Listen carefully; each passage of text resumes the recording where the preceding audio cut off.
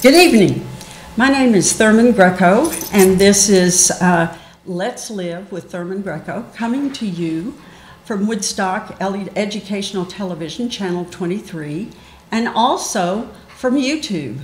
And we have a very interesting guest this evening. You can tell by looking at what's on the table.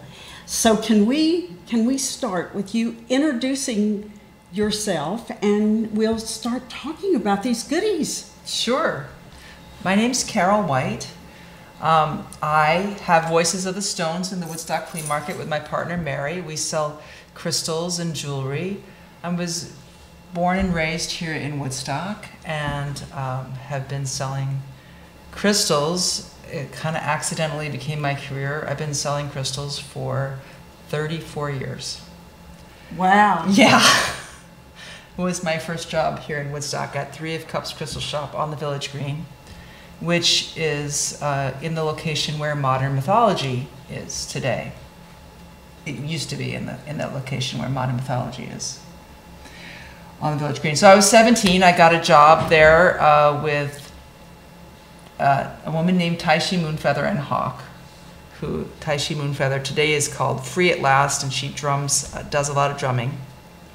And I worked there for 2 years, and I learned all about crystals, and I never thought I would go into the business myself, but lo and behold, here I am, still selling crystals 30 years later. Oh my gosh. 35 years Well, later. but you know, it's more than just selling crystals. Oh, it is. You have that right. It's really about, I would say, it's really about inspiring people to be the most that they can be and fine-tune their energy field and become a better person. The crystals hold these frequencies that help us shift, and when we learn those frequencies in our own energy field, it changes the way we feel.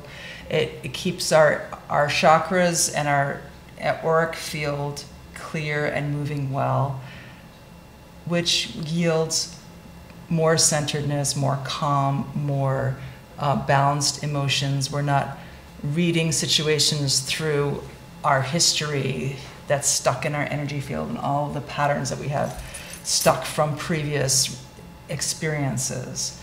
And the crystals remind us how it feels to move from a clear place, and educates us on how to fine-tune our energy field to develop into the higher purposed humans that we are really, our potential is to be, you know. So you started when you were 17. Yes. And you learned early in the process that these crystals are alive and they have their own personalities. Yes. When I first started, I actually didn't feel crystals at all. I was born into a family that was really into energy work and nutrition. My father had the real food store in New Paltz for decades, so I was raised in a health food and metaphysically aware family. We just didn't get crystals. We were like, it's a specific radio band of energy and perception. Even if you are feeling the energy of chakras, you may or may not feel a crystal right away. And when I started working at Three of Cups, I could feel the energy from a flower easier than I could from a crystal. The first time I actually felt anything from a crystal, a woman named Layla Majid, she was visiting from India, and she came and put an iolite necklace around my neck. And at this point, I had been working there for a year or so, and I don't know if it was a year, it could have been 6 months. But in any case, I didn't expect to feel anything. And what I felt was this wave move out of from my third eye. And I thought to myself, I definitely felt that. And then I felt this mist drain out of my mind, and my mind was crystal clear, and I didn't know that it was cloudy before. And after that, I started to feel energy from the crystals. And the iolite, it seemed, cleared some blockages in my energetic perceptual abilities, and I started to feel the crystals from there. Okay, so it was this iolite necklace that did it. Yes, and I believe it was somewhat activated. Like, this woman had I think she had a gift for activating people, and the iolite for sure, because I've since continued to wear iolite, and I've recommended it to other people who have had experiences where it helps to open up that sense. I do believe that crystals work stronger when your intention is there and your focus is there, because the mind is so powerful, and the placebo effect that people say, well, are you really feeling that, or is it just the placebo effect? Well, the placebo effect works in both directions. So if you don't believe you're going to feel anything, you're not going to, right, because your mind is closed. And if you open up the space to feel it and make the space and focus your attention, then there's a space, and your mind starts looking in that direction and aware of these subtle shifts that are the initial experiences of feeling crystals. I think of it as, I like to explain it to people this way, that the basis of most quartz crystal, the basis of most minerals on the planet is quartz. There's silicon dioxide in almost all of the minerals. And quartz has some very special qualities. It's piezoelectric, which means that under pressure it creates electricity. It's what keeps time in a quartz watch, digital time. It holds that frequency, it holds a pulse of time. It's also in a stereo needle, and the stereo needle of an old record player would amplify the vibrations coming from rubbing on that vinyl record and going through to the woofer and creating sound. So, and it's also in quartz chips for computers. So it's recording frequency, and it's holding the frequency, and it's amplifying frequency. So if you think about it as an amplifier of your chi and your vital energy, and then you put an inclusion of manganese in it, it turns purple. So now now it becomes amethyst. It's quartz, purple quartz. And it's amplifying the violet ray, the purple frequency, which then it changes the flavor. So, or it could be citrine, or it could be, here's another amethyst, or it could be rose quartz. These are the basic quartzes that are amplifying different flavors of energy. And that energy, it's holding that frequency, and we're made mostly of water. So if you hold on to that crystal, and all your chi is running through all your meridians, and it's getting flavored by this amplified amethyst flavor, who's going to shift, the stone or us water beings? We're going to shift first, just like hot and cold. They just want to harmonize, and that shift manifests as different qualities, and that's what the lore of the crystals, when you see all the written material, people's experiences of how that energy shift manifested in their lives. So they describe the shift of amethyst to connect to your spiritual self, for psychic protection, for sobriety. And some of that lore comes from like mythology. Like the reason amethyst is known for sobriety is there's an ancient story of Bacchus having a wild party, and he's on his wagon and he has his wine, and his wagon goes over a big bump and he spills the wine, and it spills onto some ice, and then it becomes amethyst. And so this was about sobriety, and yet it's also about connecting to your higher self, and that's one of the first things that they talk about when people are teaching sobriety, is to connect to a higher power. So it all comes together. Yeah. So how did you begin? Now, you were in this for several months or whatever, for a period of time before this woman showed up and put this necklace on your shoulders and activated it.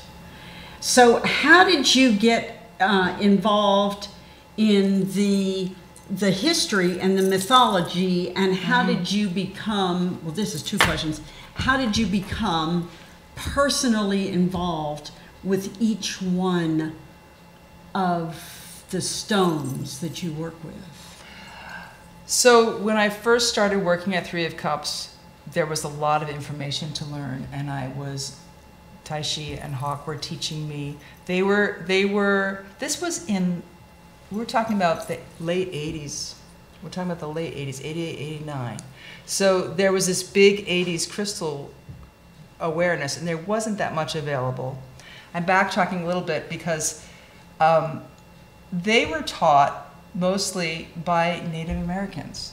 Oshuna, Fast Wolf, Twyla Nietzsche, these were their teachers.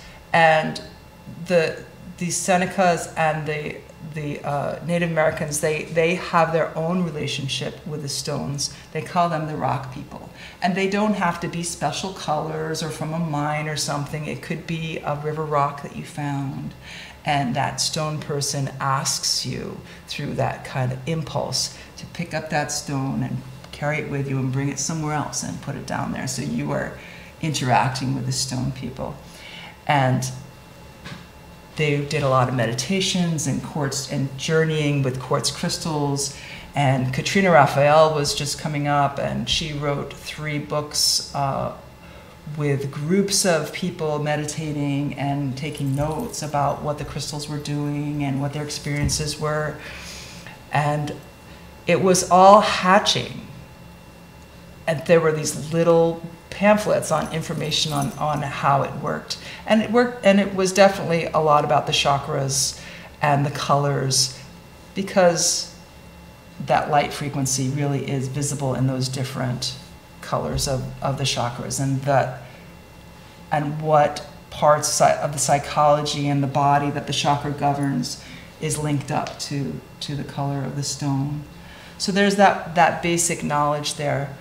So I was studying what they had printed up and what they knew, it was kind of a little bit like book knowledge on crystals, since I wasn't having personal experience. But it was also like personal visceral experience. There was also, hands-on communication with my employers and teachers. I think of them more as my teachers than my employers. So that's how and then I would repeat what I learned. And so I was helping people pick out stones based on that information. However, the more important than the actual book knowledge that I was learning is that was learning and feeling for myself that people are attracted to what they need the most in crystals. There's a frequency that there's one of the stones that just calls out to you more than the other ones. And that natural attraction, whether it's a visual perception or it's more of a magnetic kind of attraction, you're being drawn to this crystal because it's an energy craving. And that energy is going to help you in your path for that step. And that's how I learned a lot. I learned a lot by being attracted to smoky quartz first. And then I was attracted to lapis. And it's funny, the journey of one stone could be a day, or it could be a month, or it could be 3 months that I'm total, or even a couple of years that I was so attracted to smoky. And then at one point, not so attracted to smoky. Well, because people said, how come this crystal doesn't do anything for me anymore? I used to like feel so much when I picked it up. I'd feel all these tingles and all these different energy, and now I don't feel it. It's like, well, you are already there. That energy, there's no shift. You've already learned it, or it's not appropriate for you now. It's mostly, I feel you've already got it. And for me, when I do energy work or meditation, I will actually think of a crystal and just surround myself in the energy, visualize it, and see that crystal, because I have learned all these different frequencies. And as I was learning step by step by step, I was getting more and more sensitive to perceiving energy and perceiving energy shifts in someone else. So that now at the crystal booth, when somebody picks up a crystal that's really good for them and they have a big reaction, I can feel the wave come off. And I can sit there and track where in the chakra system it's hitting, or where in the energy field, or what, how it's flowing through the body. Because I could trace the wave back in to the body to see what's happening. And so that way I can describe to them what that crystal is doing for them. Because not all of the descriptions of what that crystal does, not all of them are going to apply to every interaction with that crystal. It's like a general description of all these different ways it can hit you, and some people might feel one aspect versus all of them. And so I have skeptics coming to the booth too and asking, there's a lot of hoopla right now on social media around crystals. There's a lot of different stories, and the truth seems to be more in when you pull it back into that frequency shift description, because you're experiencing an energy shift. Then how does that manifest for you? And how is that manifesting in your life? That's where the truth comes in, when you realize that everything's energy, everything's frequency, and we're talking about an energetic experience. And then the trick is, how do you describe that in a way that someone who doesn't really know about energy, or is not relating to energy in that way, can relate to the crystal? And that's how I became the Voices of the Stones businesses. Somehow has become my calling to be that person, to one of the people to describe to people and be the voice for the stone of how that is working, or what its potential is for you. Now, you have been doing this all of your life. Mm-hmm. Have you studied any, and of course, working with these women, which is an amazing opportunity in itself, but a lot of what you're talking about, for me, translates into shamanic work. Mm-hmm. Now, I haven't done as much shamanic study, so what aspect makes you relate it to shamanic? Everything you've said. Everything I've said. Everything. Because in shamanic work, and I know very little about it. I have gone to some classes and things, but I know very little about it. And I know that when you started talking about picking up a stone, and it doesn't have to be, beautiful. It can be something that you find that's talking to you. And in shamanic work, the stones do talk to people. Mm-hmm. And the way you talk about how it goes with the chakras, and how it energetically works with a person. Mm-hmm. It communicates. The stones communicate with people. Absolutely. Yeah. And, human beings kind of think like,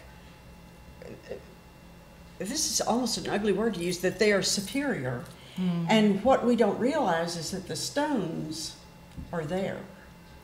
Right. They've already arrived. Right. They're holding their light and their frequency, and time is moving very slow for them. They're millennial they're millenniums going by instead of decades. Right. You know, and so to get picked up and moved, I could just sometimes I imagine just the stone getting picked up and moved in a day, like 10 miles. Yeah. What an experience.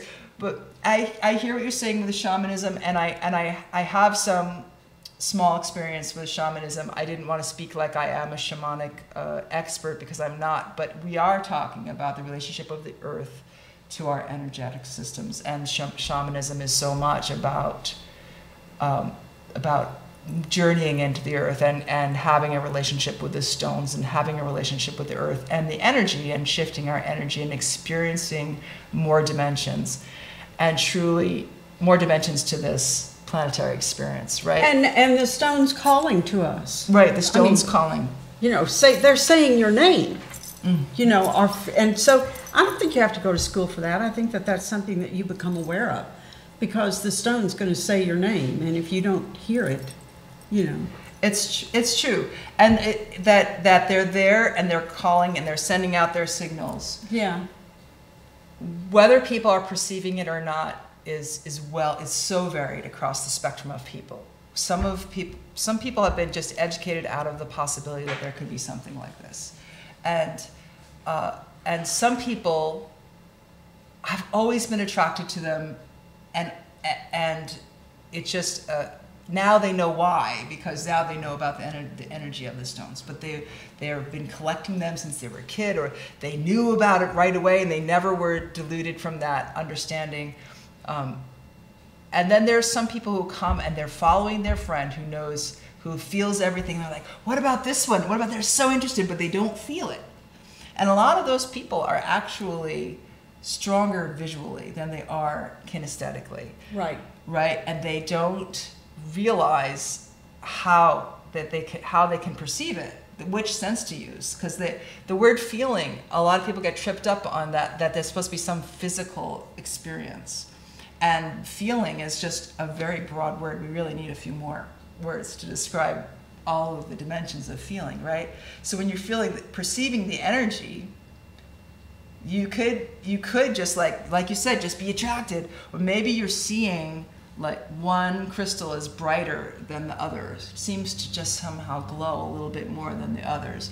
Or maybe you are simply attracted to red, and this red stone, I chose red, there's just very few true red stones, more like yellow or purple. Yeah. That's your favorite color, and there's a reason why you want to be surrounded in purple. It's such a spiritual vibration. And some people, in other words, they get attracted to it visually, and the stone is calling their name in that way. And so hearing, when I say voices of the stones and hearing, it's a lot about perceiving is a good word to use instead of all these senses. Like, I perceived the stone is happier in this location than it is in this location. You know, when I'm working with the stones, when I'm putting my stone, well, I spend all my days listening to the stones and moving them around to where they want to be, basically. Sometimes I have a big show, sometimes I have a small show, and then I have to consolidate the trays. And so I'll have one whole tray of citrine, one whole tray of amethyst, one whole tray of malachite, and I need to consolidate them.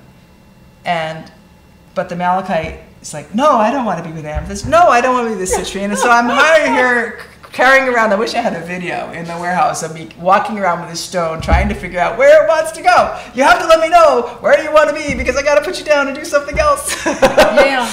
You know, because it's kind of like a repulsion, you know. Mm-hmm. It's quite entertaining, honestly. I really enjoy it. What about people who buy stones for other people?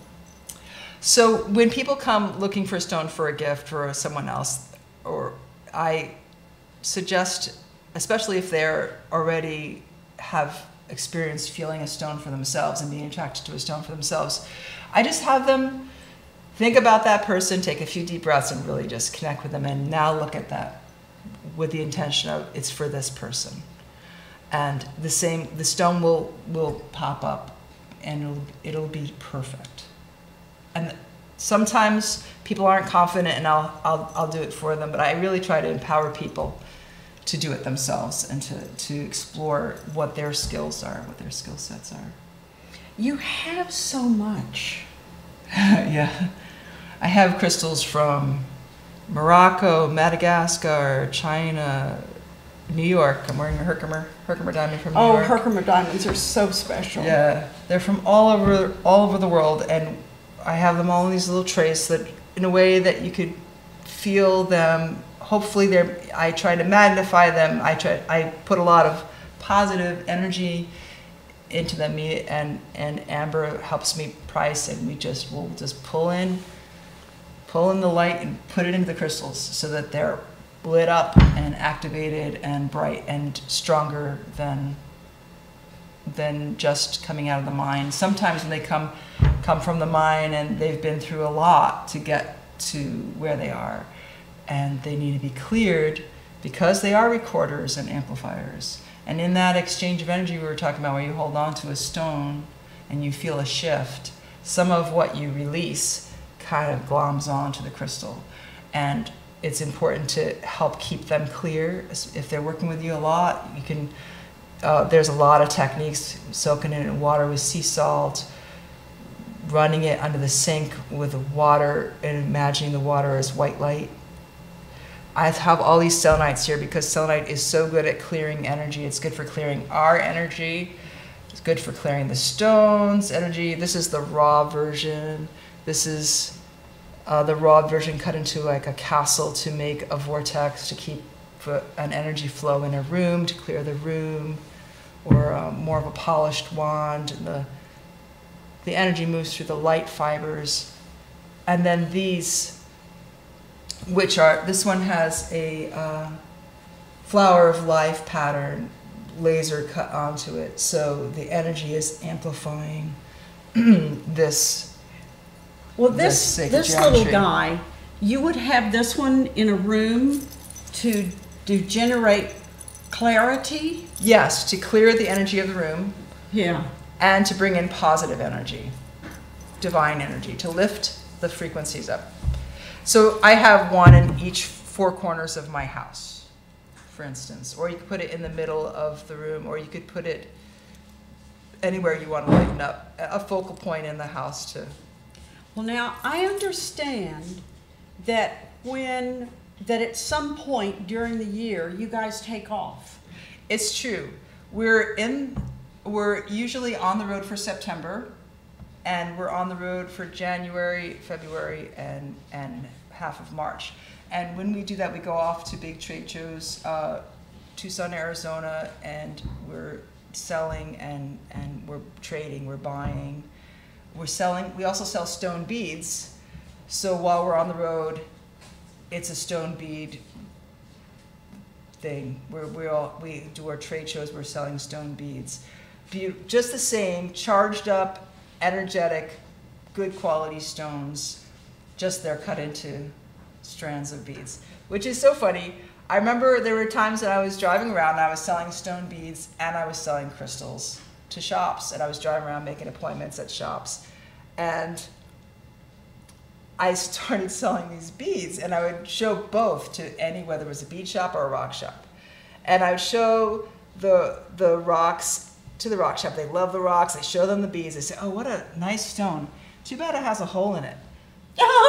Because they prefer all their stones whole, yeah. Right? And then I take the rocks and the beads to the bead shop, and they look at the rocks. Oh, what a pretty rock! Where's the hole? Too bad it doesn't have a hole in it. That's when I realized that bead people and rock people were just the same. They're relating to the stones. They're called to the stones. It's just it's got to have their window of how they can relate to it. Some people prefer it smooth so they can hold on to it. Some people prefer it raw so they can see it in its natural state and they feel like it's more pure. And what is that? This one? Yes. This is black tourmaline. Black tourmaline clears negative energy. And it actually, I have a lot of experience of it working well on osteoarthritis. It works, I used to think it worked on all arthritis. It does not work on rheumatoid. It works on osteo. It helps to alleviate the pain, which leads me to believe perhaps there's an energetic blockage going on in the joints, and that's part of why it's Why it's working. Why it's working. That's very interesting. Yeah, it's one of my it's someone asked me recently, what's the best stone for everybody? Well, it's so tailored to the individual, what they need in a given moment. But then after I said that, I realized selenite and black tourmaline, or there's other clearing and protective stones like obsidian and black onyx. My preference is black tourmaline. I just feel the electrical quality of it moving the energy better than I feel the other ones. Obsidian is a volcanic glass. It doesn't have a crystal structure, so it kind of is more of a sink for negativity. So it pulls it in, and kind of like a yin yang, it eventually turns it back into positive, or composts it, so to speak, transforms it into something else. So that's the black tourmaline. And I would like to go back to you guys running around the countryside. Mm-hmm. You go to Arizona. Yes. And you go to California. Well, we did this year. That was a new moment. Our normal route is to go Arizona, Colorado, South Dakota, Chicago. Wait a minute. What do you find in Chicago? Well, actually, it's an old bead shop. We go out there and we sell beads to a bead shop out there in Chicago. And what about scenic South Dakota? South Dakota. It has your heart? Oh my God, the most beautiful, underrated state. Really? Yes. Tell us all about it. Well, western South Dakota has the Black Hills in it, which they have the carvings of the founding fathers in. But the reason that it's there is it was sacred land to the Lakota, and it still is. They now have a carving of Crazy Horse also in a different area in the Black Hills. But the energy, the mountains are made of feldspars and mica and black tourmaline and quartz and rose quartz. I pick up rose quartz while I'm out there, and I bring it back home here to sell South Dakota rose quartz. And it's wild and it's beautiful. There's bison running around in Custer National Park, and mammoth. There's a mammoth site where you can see them digging up the bones of the mammoths. You could actually go down in the rock and see it in the rock, and there's all this information, all the different fossils and stuff. And when do you go there? That's on our way back from Tucson. So that's January? Yeah, we drive. So we drive out there. We're in Tucson for half of January and February. Okay. And so the end of February, we're in Colorado. Okay. And we're selling at trade shows, selling beads, and we go to a Nomad bead shop, and our friends there, they host us doing a trunk show. And then we stay there for 2 weekends, and then we go on up through the Dakotas, South Dakota, which we just have found to be the most beautiful drive, way better than the southern routes across. And we go to Brookings, South Dakota, and there's a bead shop in the art museum at the Brookings, South Dakota University, which is an agricultural college, but they have this art museum and they sell beads, and they have African trade beads. And so we do that, and we go to Iowa City and we do a trunk show there at Beadology, Iowa. And Mary went to college out there at University of Iowa, so we hang out with our friends, we play music. I play guitar and sing, and so we do a lot of trading of music there. And then from Iowa City, usually we do Springfield, Illinois, and then we get home by mid-March, and all of my merchandise that I bought was shipped home, and I start getting ready for the season, which starts with in April mid-April we do a big show in Kingston where we rent the Courtyard Marriott Hotel meeting room, and we fill it up with all the new crystals and beads and jewelry. And then we do a couple of other, like a Nyack Street Fair or so, and then the Woodstock Flea Market opens the weekend before Memorial Day weekend. And we stay in the Woodstock Flea Market every weekend, Saturday and Sunday, pretty much. We stay every weekend through until September, and we have to leave for September for another trade show out in Colorado, where we do our whole route again, but not Tucson, just Denver, Colorado, and we go around our route again, and come back for October, the beautiful foliage at the flea market's roaring again, and we stay until about the 31st, and then come November, we start to go up to Albany and do weekends at the Colony Center Mall because it's cold. Oh, and we also do another show at the Courtyard Marriott. The Colony Center Mall. Yes. What does that mean? That's the a mall in Albany. I know. What does that mean for us? The Macy's. It's got. Yeah. Okay. It's a mall, but there's a woman who she rents out tables. So we make a really long booth, and it's double-sided, and we have all these folks come in to see us there. There's crystal seekers everywhere. So we have a following up in Albany, which is very nice, and we used to do, I don't know that we'll be doing that. Since COVID, we haven't really gotten back to the Empire Plaza, which is during the... That's the egg. Yes. So we would do the concourse for the 5 days of the week. That's huge. Yeah. Yeah. So you're there. We're there for... Your truck is outside and you bring these goods in. Yes. I have to hold myself back from flexing the muscles of my crystal muscles. I lift a lot of weight, and we bring it in carts and set up crystals and jewelry in these Is there any fear involved in anything that you do? You know, I have fear of the van breaking down. That's my fear. That's where, and there have been times. There was a time I was driving home on my own. Mary had an event in California she was going to, so she flew off to California, and I drove home from Illinois back to the house. And on my way, I wasn't from Illinois, I must have been from South Dakota, because on my way in South Dakota, I had just had the turbo replaced in Colorado, and I was on cruise control. I had the cargo trailer behind me, which I don't have anymore, but I was driving there with a Sprinter van, cruise control, we're going along, and we're going up a hill, and it starts to sound like, I'm like, oh, it sounds like it's too much stress on the engine. Bang, before I hit the cruise control off, I hear this pop, and it's the head gasket. So I was so lucky, these lovely people, Overweg Towing, come out from White Lake, South Dakota, and tow me in, and he had just had another Sprinter who had busted a head gasket, so he knew exactly what was going on. He lets me sleep in my van in his garage, which is because I sleep in the van. So he lets me sleep in the van in the garage.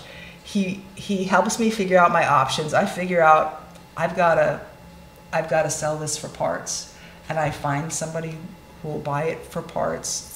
Like Sell what for parts? My van. I have to sell my van and get a rental truck, put all of the merchandise and connect the trailer to the rental truck by myself and drive it home and handle a couple more appointments and drive it home on my own.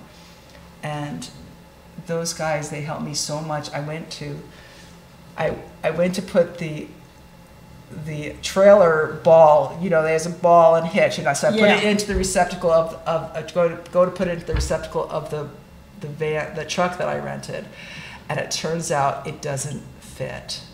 So the guys take off my trailer hitch and weld it to the side of the other trailer hitch receptacle, and so I could put my trailer onto this truck and drive home. And then I return the truck, and they never noticed that we have an extra trailer hitch welded to the side. Those folks were so good. By the time I got home, I thought, I can do anything. I could do anything. You know, sometimes I think these rental guys, Yeah. They just don't look. Yeah. They make a point of not looking. You know, really. Yeah. My husband and I were on a vacation somewhere, and we ended up renting a car, and it was a disaster. It was a total disaster. And it was like we were trying to figure out how we're going to return this thing. They're going to slap us with a lawsuit, right? It was like the end of the world. And so finally, you know, it's like, come on, you know, be the soldier, be the whatever. He gritted his teeth. We drove into the return place, and they just took it and they never looked. Oh my goodness. Well, that's what happened. You Right? took it and Yeah, the I guy took it and never looked. I mean, they look It's at like it, they but they don't They look. didn't notice. It was so They good. just don't look. Okay. That's part of that's like learning to deal with these. They have learned to deal with their clients. They just don't look. There you go. That's how it works. Yeah. So Wow. I lucked out on that. So have you driven solo since then? Not recently. No, I haven't had to drive solo recently. So it's really, it was just challenging because there was so much work to move all of this stuff. And I had an inverter, I had to disconnect the inverter, I had all this stuff in the van. And the shelves, I had put in all the shelves, and they're all bolted to I had to take them all out and figure out a way to get everything home safe. So that's really what scares so then when me. you got I don't home, have you had to worry. buy another van. Yep, I had to buy another van. That's the van that I'm driving today, and I was just. It's been a number of years. It's a 2008, and I was just taking care of all the rust on it just today before I got here. I just finished spray painting it. So anyway, you were asking me if I was scared of everything. You know, we found great places ways to sleep in the van and feel really comfortable. It has no windows. You close it up, it looks like it's a Sprinter van with no windows, and it just looks like you're one of these couriers and that there's no one in there. And so I don't have much to be afraid of. That's good. Yeah. That's really good. I'm lucky to be I'm privileged to be a white woman in America. Because You are privileged to be a white woman in America. yeah, versus a black woman in America or a person of color to drive around in the South and all these different, I go through the South, I go through Texas, I go through all these places. I go through the checks where they check to see, you know, where they check to see who's driving what as they go across state lines. They always just fly me by, you know, and seeing all of the stuff that's been going down for folks of color, it's just I recognize. Or if I was Latinx going through those, how would they treat me if I was going through the check then? So I know I'm walking around with some privilege. You know, that's very, very interesting that you would say that specific thing, because I have spent the last 3 days interacting with people that are just I'm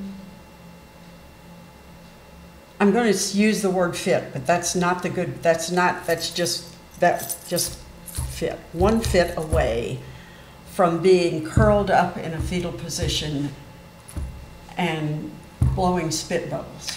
I understand. Like, so for me to say that as a white woman, but it's really my race. But even so, you know, there are some advantages, and I know it's not. There's a whole lot more going on, and there's a divergence of privilege another step between a white woman and a white man, for sure. Well, and I'm discovering now that men are as threatened as women. Oh, interesting. There's a whole category of people who feel that, you know, as women, we feel we've lost our health care, we've lost our status, we're second class. There's a category now of men who feel that, yes, we've lost our health care. We have lost. And so I'm thinking, As okay. partners of women. Yeah. In other words, is that, or Is that what they're referring to? They're referring to as men. We have lost our, that this Yes. event is not necessarily women's problems. It's everybody. You know, we've Yeah. lost it. Yeah. A really good way to save on taxes is just to not offer health care to anybody. Right. People are going, they're taking this event and they're going that far, you know? Yeah. And it's bothering them a lot. So that's wonderful.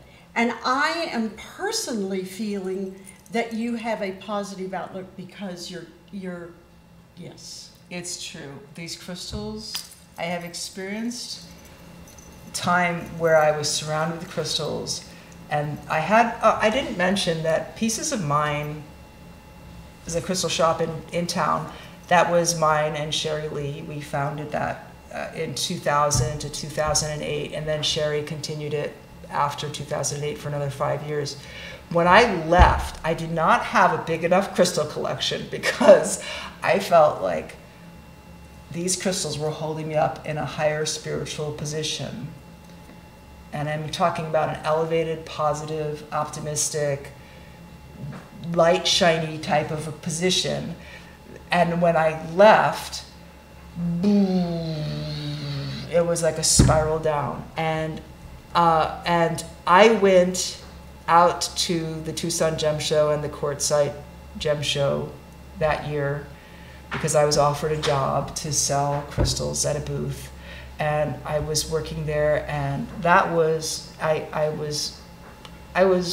hadn't started Voices of the Stones yet. I was in between Pieces of Mine and Voices of the Stones.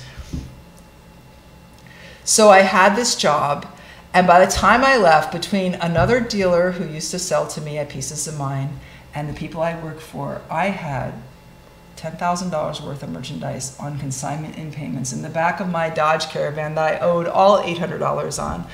And I felt that energy. Whoop, I'm like, I'm back!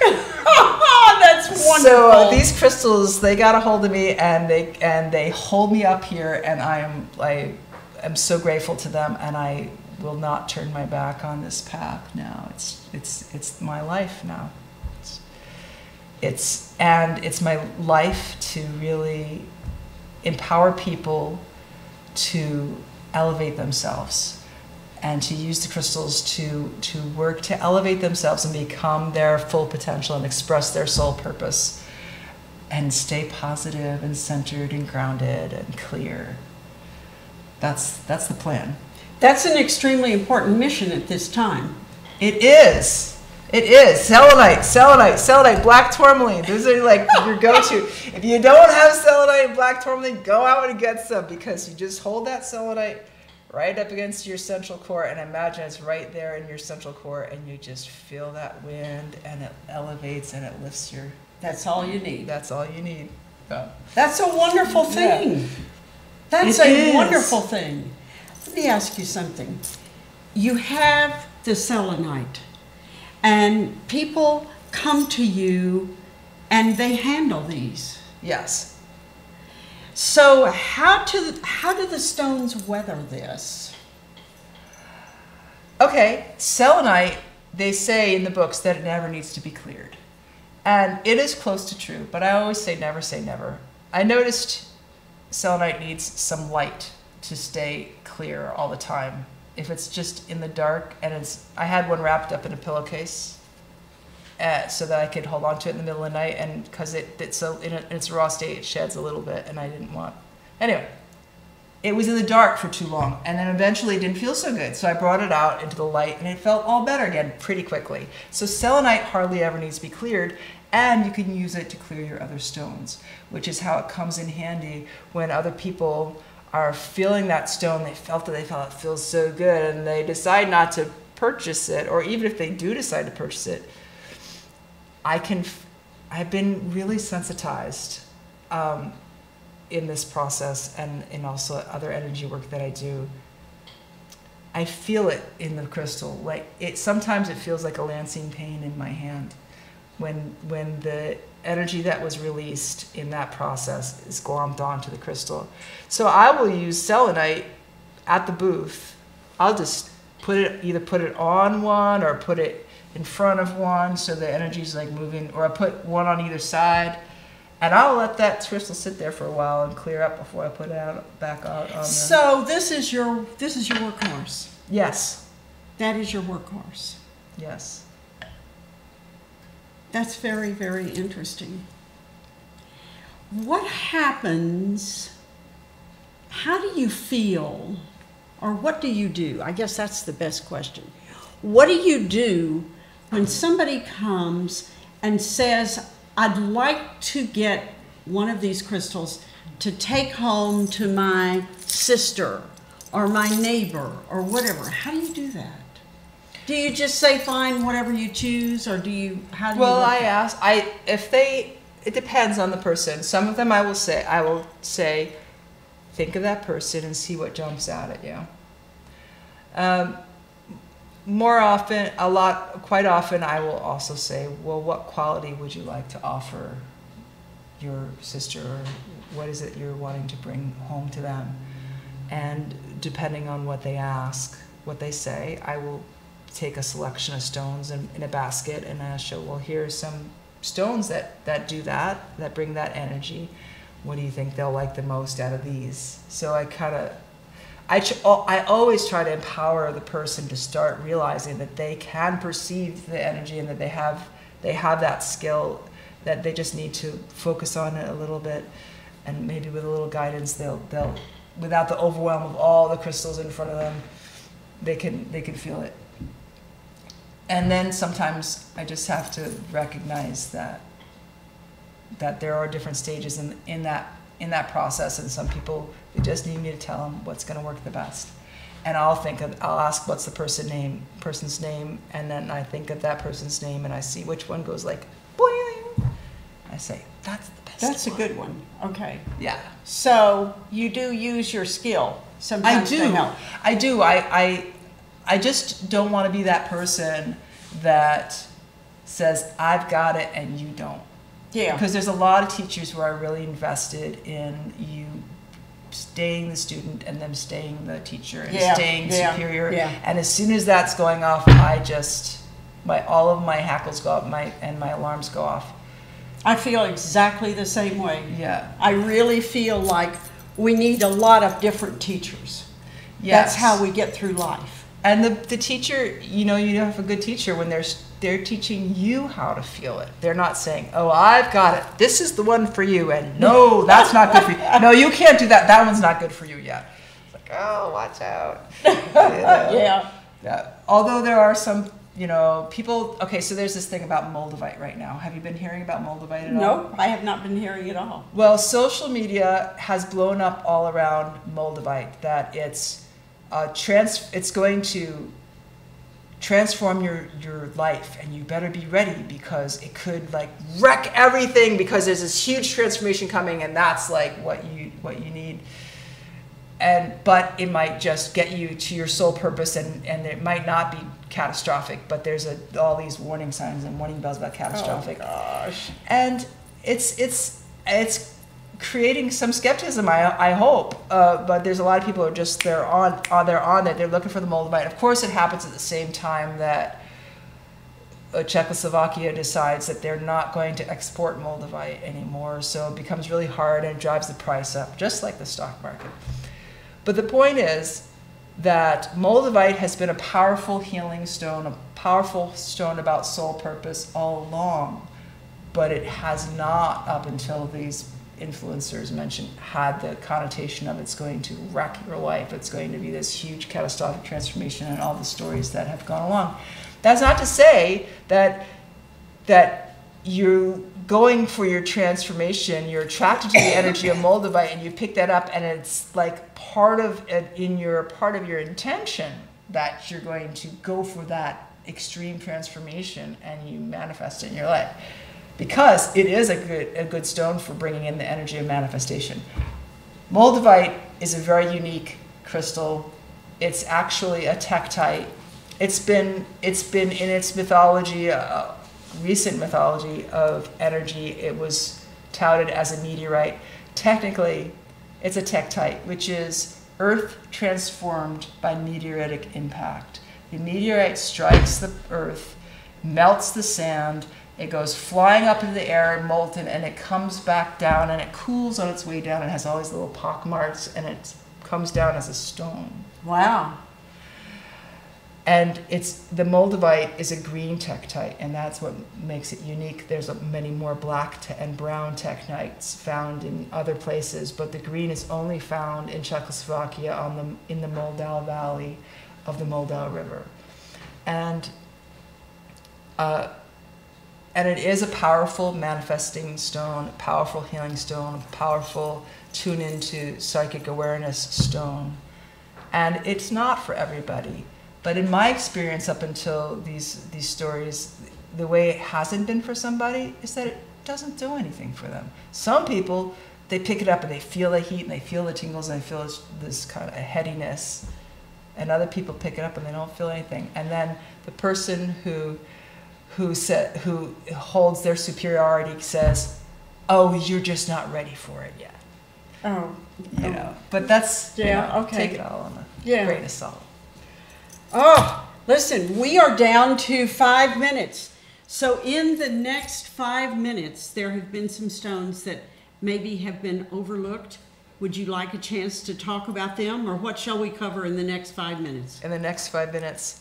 Well, I would like to say that I am open to doing consultations, even though I was talking about how it's all about empowerment. I have done some great Zoom consultations with people from different places, people like healers who want to know how to work with stones for their practice and things that doing consultations online. So that's an important thing.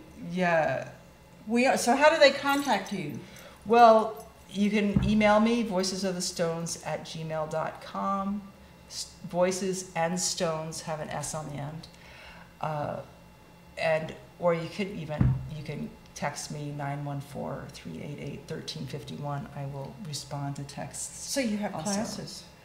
I have classes brewing. I'm in a very busy summer season, so in the fall I will start classes up again. I've done Zoom online classes. There is on YouTube, or is it on Facebook? There's a selenite meditation that I have. I'll put it back up on Facebook so it's up higher in the queue, and I'll get it out on YouTube. I don't have a Voices of the Stones YouTube channel, but I think I'm going to go home and make one and put that up there. and you can find us in the Woodstock Flea Market on Saturdays and Sundays. Taishi Moonfeather ordained me as a street priestess. That's the way we talked about it all way back when. A street priestess. Yes. How beautiful. That's because I'll stand there and I'll talk about crystals all day long there at the booth, and that is wonderful. That's my street priestess practice. That is fabulous. So that's what our message is. Yeah. Well, I'm hoping that you'll come back because we're running out of time. I am hoping that you will come back. I would love to. And you have this schedule going. And I am hoping to get you in at least 3 times in the next few months. That sounds lovely. So that we can have you in YouTube. Okay. And now that you're talking about these, if somebody doesn't really have anything, what are they going to come for first? If they don't have anything? Okay, well, definitely or if they haven't paid any attention to. Selenite and black tourmaline. Definitely those are the things, two things, because to clear your energy and clear the negative and clear the energy blockages are the way you're going to start perceiving things. Then quartz, you got to go for what you're attracted to the most. But your basic set here is here in these different flavors of quartz. You got the clear quartz, the amethyst, the citrine, the rose quartz, and then there's a smoky quartz, which is a brown, which I did not bring. It could be a light brown. And this is a great starter kit for experiencing the energy, because here you have the amplifier that will introduce you to what frequency band are we talking about, and then we flavor it the different frequencies, and it takes you to different places. Citrine is great for anxiety and depression. Do you have buckets of that? I have we need buckets of that now. Yeah, the anxiety is becoming a very in word. Yeah, anxiety. A lot of people are using it. Lepidolite, howlite, citrine, black tourmaline, these are all great stones for anxiety. Well, I'm sort of attracted to that. What is that called? This is also the selenite. This is the selenite. This is the one that you put in the room. Yeah. Oh, what's it called? It's called a selenite castle. This particular one is solid. They have bigger ones that have a hole drilled out in the center so you can put a light in it. And this one you would put, if you wanted the light, you put it on a light box. Yeah. But I have them without any light. But they make a nice light show because these little things, the light goes up and then illuminates. No, them. this is beautiful. And you could, I could feel your energy just lifting, holding on to it. Yeah. No, this is. I've been Can you feel really I've been really attracted to it this whole time. So I think what I'm going to try to do is after this show is over, I'm going to try to attach myself to this. And it can say goodbye to all of these other buddies because now it's coming to my healing space. Awesome. Thank you very much, Ellen. Thank you so much. This has been a fabulous show. Thank you, Thurman.